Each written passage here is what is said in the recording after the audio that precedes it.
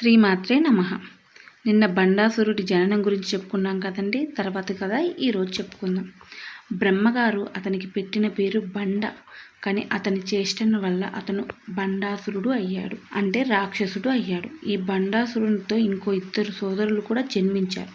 వారు విశుక్రుడు మరియు విషంగుడు. బండాసురునికి ఒక వరం ఉంది. ఈశ్వరునితో సహా ఈ బ్రహ్మాండంలో ఉన్నవారు ఎవరైనా సరే తన ముందు వచ్చి యుద్ధం చేస్తే సగబలం బండాసురునికి వెళ్తుంది.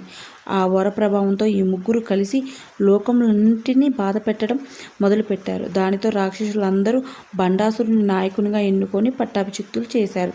ఈ ముగ్గురు అపారమైన శక్తివంతులు కాబట్టి వారు భోగములను అనుభవిస్తూ లోకంలో మరి ఎవ్వరినీ భోగములు అనుభవించకుండా చూసేవారు. అదే రాక్షస ప్రవృత్తి.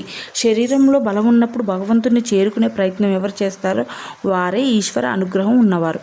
శరీరంలో బలం ఉండగా అది కేవలం భోగమునికే వాడుకునేవారు వచ్చే ఆపదను చూసుకోలేకపోతున్నారు, కాలం వెళ్ళిపోతుందని తెలుసుకోలేకపోతున్నారు.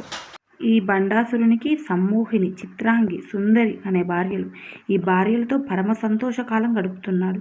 ఒకరోజు ముగ్గురు రాక్షసులు ఒకే చోట సమావేశమయ్యారు. మనం సుఖభోగాలను అనుభవించామంటే బాగుంది, మనని ఆశ్రయించిన వాళ్ళు కూడా సుఖభోగాల్ని అనుభవించారు, అది బాగుంది. మనని నాయకుడిగా అంగీకరించిన వాళ్ళు కొంతమంది ఉన్నారు ఈ బ్రహ్మాండంలో. వారు యక్ష, కిన్నెర, కింపురుష, దేవ, గంధర్వులతో మొదలుపెట్టి మనుషులతో కూడిన ఎన్నో జాతులు ఉన్నాయి. మన నాయకత్వాన్ని అంగీకరించిన వారు సుఖములు ఎందుకు అనుభవించాలి? సృష్టిలో ఎవ్వరూ చెయ్యని ఆలోచన బండాసురుడు చేశాడు. మన ముగ్గురం అన్ని లోకాలకు సూక్ష్మ శరీరాలతో వెళ్దాం. పురుషులకు పుంసత్వం లేకుండా చేద్దాం, అలానే స్త్రీలకు రసోత్పత్తి లేకుండా చేద్దాం. అప్పుడు పురుషులు పురుష సహజమైన వంటి స్త్రీలు స్త్రీ సహజమైన వంటి లక్షణాలను కోల్పోతారు. అప్పుడు స్త్రీ పురుషుల మధ్య భోగేచ్ఛ ఉండదు. అప్పుడు మనకు సంతోషం ఉండదు. సంతోషం కొరకు ఉండే లలిత కళలు నశిస్తాయి. సంగీతం వినరు, నాట్యం చూడరు, అందరూ నీరసపడిపోతారు. అప్పుడు ఎక్కడ ఏమీ జరగవు.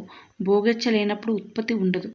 అప్పుడు ఆ జాతులు తమంతట తాము నశించిపోతాయి. కొన్నాళ్ళకు దేవతలు, మనుషులు, జంతువులు అందరూ నశించిపోతారు. కేవలం రాక్షసులు మాత్రమే మిగులుతారు. ఈరోజు బండుడి ఆలోచన గురించి తెలుసుకున్నాం కదండి. రేపు బండుడు కార్యాచరణ ఎలా చేశాడో తెలుసుకుందాం. నా వీడియో కనుక మీకు నచ్చితే లైక్ చేయండి, షేర్ చేయండి, కామెంట్ చేయండి, ప్లీజ్ సబ్స్క్రైబ్ చేయండి.